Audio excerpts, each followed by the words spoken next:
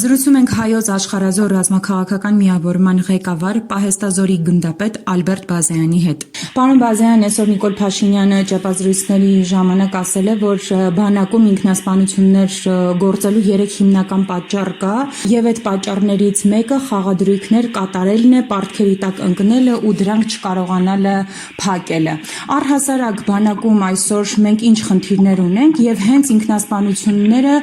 նաեւ թվի աճը ինչով է պայմանավորված։ Նախորդ Նիկոլ Փաշինյանի դեսանտիպերի եթե չեմ լսում, չեմ ցանկանում ընդհանրապես նրան լսել տեսանեք։ Մեր բանակում այլ մեր պետությունում առաջացած բոլոր խնդիրները պայմանավորված են նրանով, որ երկրի ղեկավարի հանդիսանում Նիկոլ Փաշինյանի նման մեկը ապազգային մի տար, ապազգային թրքամետ մի Եվ Փաշինյանը իր իշխանության, իր կողմնակիցների հետ, իր թիմակիցների հետ, գաղափարակիցների հետ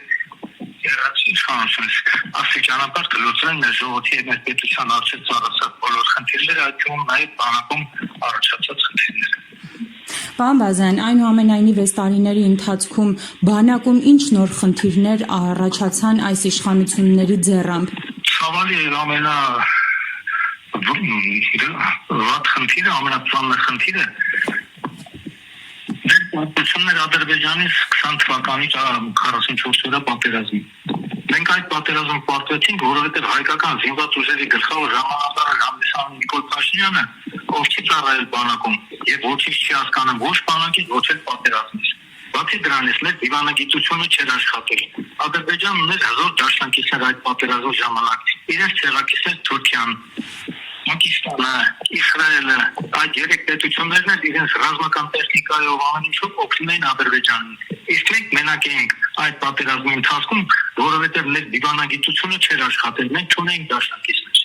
Այս նորից կրկնում, մեր պետության, մեր ժողովրդի առջև ծառացած բոլոր խնդիրները կլուծվեն միայն այս ապազգային թրքամետ իշխանության հեռացումից հետո։ Ինչքան մնաց այս իշխանությունը, մենք ունենալու ենք ծանր խնդիրներ եւ բանակում, եւ քաղաքացիական հասարակության շրջանում, եւ մեր քաղաքական կյանքում, եւ ընդհանրապես մեր արտաքին հարաբերություններում։ Գյուղացիությունը ծանրագույն վիճակի մեջ է, որովհետեւ Նիկոլի քաղաքականության հետևանքով նրանք չեն կարողանում իրենց ապրանքը իրացնել Ռուսաստանում կամ որևէ այլ երկրում։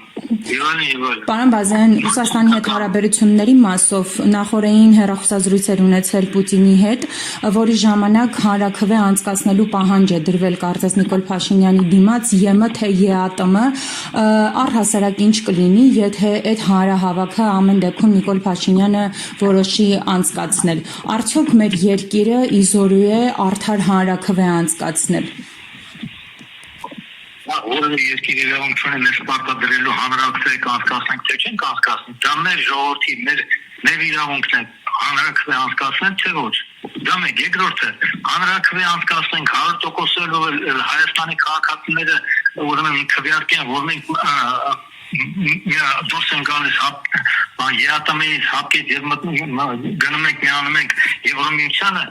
Եվրոմիությանում մեզ չեն սպասում, կան չափանիշներ։ Օրինակները բերեմ, Թուրքիան 40 տարի ծավալ փորձում է մտնել Եվրոմիություն, չի մտել Եվրոմիություն։ Եվրոմիության երկրների հետ մենք սահման չունենք։ Վրաստանը չի մտել Եվրոմիություն, Կոսովոն չի մտել Եվրոմիություն։ Այդպես չի, որ հանրաքվե արեցինք ու գնացինք մտանք Եվրոմիություն կազմի մեջ։ Դա ոնց ասեմ, երազանքների ժանրից է, դա հեքիաթների ժանրից է։ Եվրոմիությունում նորից են կրկնում, մեզ չեն սպասում, մենք չենք կարող մտնել Եվրոմիություն, մենք Եվրոմիության հետ ընդհանուր սահման չունենք, մեր հարևանները արևմուտքում, Թուրքիան է, որը Եվրոմիության անդամ չի, Վրաստանն է, որը Եվրոմիության անդամ չի։ Պարոն Բազայան, եւ մի շատ կարևոր բանի մասին եմ նաեւ ուզում խոսենք, կաթողիկոսի փոխարեն կարգալույց եղած քահանա Տեր Թադեն է ԱԺ գնալու եւ 3 լրագրողների հետ զրույցում նա չի հերքել այս տեղեկատվությունը։ Առաջին ազգային ժողովի Անդրանիկ նիստը ինչպիսին է լինելու, եթե աղոթք չի հնչեցնելու կաթողիկոսը, այլ կարգալույց եղած քահանան է աղոթք հնչեցնելու, եւ սա առհասարակ մեր երկրի, մեր պետության համար ինչ է նշանակում։ Նախորդն ասեմ ձեզ, որ իշխանությունը Նիկոլ Փաշինյանը իրավունք չունի իրենց քիթը խոթել եկեղեցու գործերի մեջ։ Հայաստանի Հանրապետության սահմանադրությամբ եկեղեցին անջատի պետություն է, դա մեկ։ եկեղեցական խորհուրդը պետք է որոշի կաթողիկոսին փոխում են, թե չեն փոխում։ Քաղաքացիական իշխանությունը Նիկոլ Փաշինյանի գլխի իրավունք չունեն կաթողիկոս փոխելու պահանջ ներկայացնել։ Սա մեկ, երկրորդը, շատ ցավալի է, որ կաթողիկոսը չի օրնելու օգոստոսի 2-ին նորընտիր ազգային ժողովի նիստ, այլ իշոն մի քահանա կամ չգիտեմ Կարգալույծ եղած քահանա։ Կարգալույծ եղած քահանա։ Դա դեմ է մեր ուրեմն եկեղեցուն, դա դեմ է մեր հոգևոր արժեքներին, դա դեմ է մեր ազգային արժեքներին։ Ես ուղղակի ուզում եմ մեր ժողովրդին խրախուսել, որ որևէ իշխանություն հավերժ չի։ Իրեցու գալու է վաղ թե ուշ այս իշխանությանը հեռացնելու ժամանակաշրջանը։ Եվ Նիկոլ Փաշինյանն ու իր թիմակից ու գաղափարակից պաշտոնյաները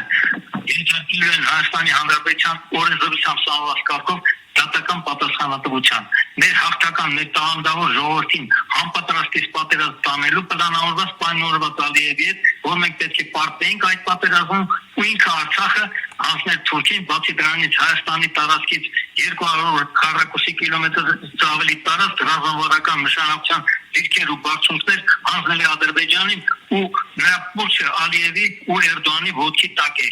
Նա կատարում է Ալիևի եւ Էրդողանի պահանջները։ Ադրբեջանի եւ Թուրքիայի համար է ձեռնտու